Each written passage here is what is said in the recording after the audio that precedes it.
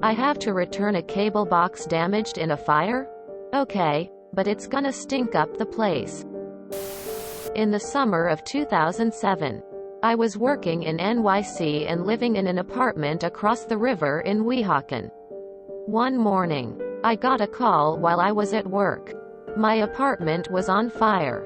The fire started on the floor above mine, and my floor, and most of my belongings, were heavily damaged. A few days later, I called the cable company to cancel service and they demanded that we return their equipment. I was like, my apartment had a fire. That equipment is toast. They insisted that they would keep billing me until I provided proof that the equipment had perished. So I showed up at the local office with the remnants of the equipment, which still reeked of smoke, and dumped them out on the counter. They agreed to cancel my service. Reminds me of a telephone conversation I had with a city employee the morning after my garage burned down. She demanded $500 to pay for their garbage bin, which had also been destroyed, stating that our garage caught fire and burned their bin.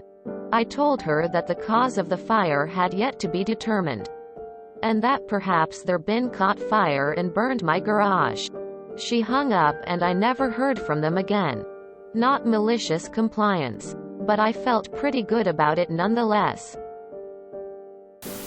I had a job that provided me with a laptop which was destroyed in a fire. I submitted a request for a replacement, which was granted, but a couple of months later they requested the old one back. I took the smelly, scorched, waterlogged shell of a laptop, stuck it in a box, slapped the prepaid shipping label on it, and never heard another word about it. The power supply was fine though. I kept that. Let me just piggyback on this story to remind everyone who is renting that they absolutely should be getting renter's insurance. This exact scenario played out after my dad's house burned down, and he died in it. I was beyond livid and overwhelmed as a 21-year-old and the executor of his estate. So I did precisely what you did. I had an acquaintance lose their house due to a fire. The box was totally destroyed and couldn't be located. The cable company wanted her to pay $500 for the damaged box.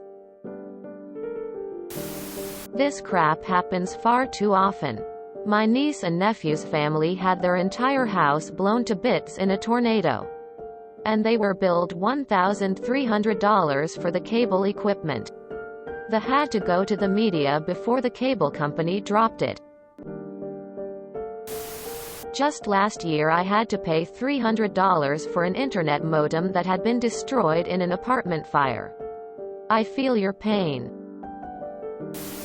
I had a similar experience, except my home was immediately deemed unsafe for me to go into after the fire, and the cable equipment was in the room where the fire burned the hottest the cable company made me.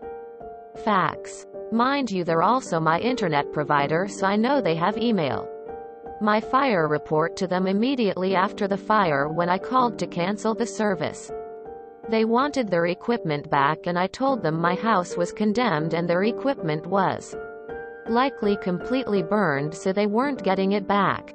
Then after I rebuilt and called to re-establish service with them, they tried again to charge me for the equipment and I had to relive explaining that experience again. All but one of my animals died. So very bad memory. And the cable representative couldn't find my paperwork, so I had to go back and find my fire report a year and a half after the fire and re-fax it to them. I fucking hate cable, but they're the easiest way for me to see all the channels I want to so. Anytime you do this, take a video of the drop-off on your phone. Look up if your state is a one-party consent state for recording or not. If it's, they don't have to consent to being recorded, only you do. When they inevitably claim that there is no proof on their end that the equipment was returned, you can mention that you'll CC The police on the email when you send the video. Bonus points if they're dumb enough to fraudulently bill you for an amount that exceeds the felony threshold in your state. That usually moves the peg from law enforcement can't be bothered to call you back to state AG's office becomes hot to trot on a slam dunk that can net them $1 million fine. I got Comcast nailed on something this once, in a state in which I thankfully no longer live. I'm sure my little tip bought the PD a lot of bullets or flashlight batteries or donuts or whatever the fuck it is they spend all their budget on. And yes, I got the charges taken off my bill, too. I'm going to get my ass handed to me. They just wanted their equipment back or proof of the loss. So really it's just compliance. They have to write that stuff off. Of course, the fire department has speculated your equipment may have started the fire in the first place. You sure you want it back? Quote. You're intended to claim it on your homeowner's insurance, renter's insurance. Assuming you had that, you would have been better off asking how much they cost new and adding it to your claim. I lost your property in a fire. Seems like something anyone who loans people stuff hears a lot. And asking for some sort of proof seems pretty reasonable. You probably could have been okay with emailing them a picture or an insurance claim. But you went the extra mile to maliciously comply. And I support that energy.